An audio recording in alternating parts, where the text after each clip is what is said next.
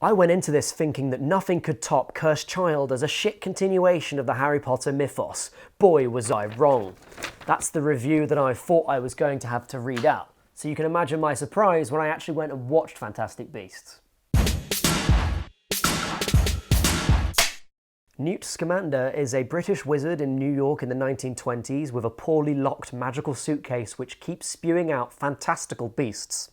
That's about the worst thing he could do, as the politically charged atmosphere pits paranoid wizards against anti-magic muggles, and bad things are starting to happen. I have a little checklist for a big budget blockbuster which I tick off in my head as I go through the film. It has 5 items on it. Is the film well made? Are the characters believable and compelling? Does the film make me feel something, preferably either joy or being thrilled, or even make me laugh? Does the film offend me in any way?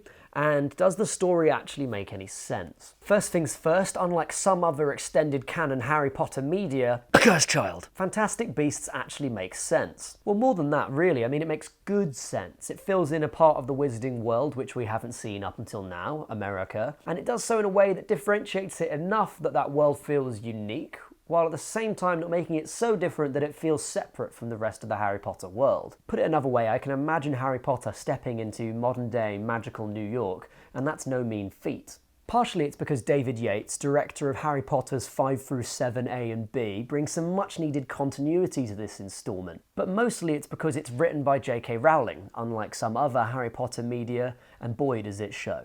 Right from the off, Rowling's ineffable voice as a writer is back, from her keen eye for a set piece like a hilarious attempt to capture a rumpet in Central Park, to her excellent comic timing. It was open? Just a smidge. To her ability to develop a world in tiny ways in the background of a scene. She's back, and it feels right, and in a way that makes Cursed Child look like a hot plate of shit.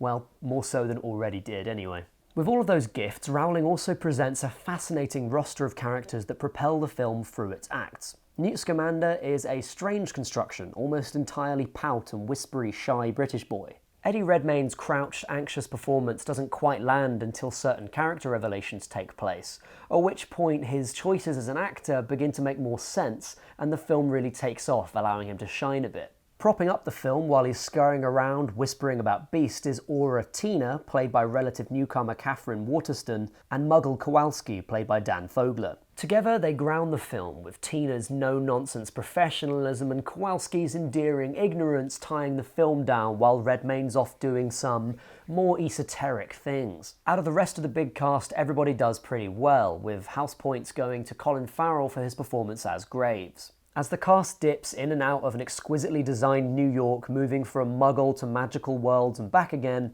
it becomes apparent we're onto something special. It's beautiful, the characters are compelling, the writing flows easily without even the customary pacing issues now that we're not adapting novels anymore, it's not offending in any way, and suddenly, miracle of miracles, I start to feel for the characters. Whenever I start to like something, especially a big budget blockbuster, I take a step back and look for something bad in it. Sure, this film does have downsides. It makes a criminal waste of Samantha Morton, who's an incredibly talented actor. It throws numerous plot points to the wind in order to establish further revenue streams, sequels. And it has a cameo much rumoured which will make you roll your eyes. But then I think about how many children will take this world into their dreams and reshape it, using their imaginations to fill in the blanks in Rowling's work. Just like they did with Hogwarts and Middle-earth and the Jedis. And then I think it's too close to Christmas for me to be so cynical, and perhaps in a year with so many shit blockbusters, I deserve a guilty pleasure every now and again. So go and see Fantastic Beasts in the cinemas, because it's a beauty on the big screen. And buy yourself a Niffler plush toy, because heavens knows you'll want one. And have a good one, and I'll see you next week. Now, positivity over. Let's talk about how shit Cursed Child is.